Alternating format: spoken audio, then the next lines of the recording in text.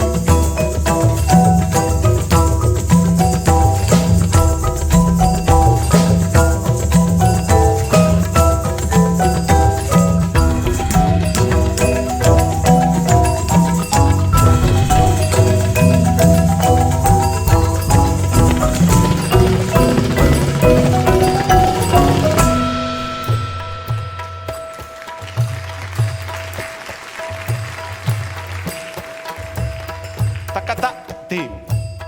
Hinata. Takata team. Takatin din na. Takata tin na. Takatin din.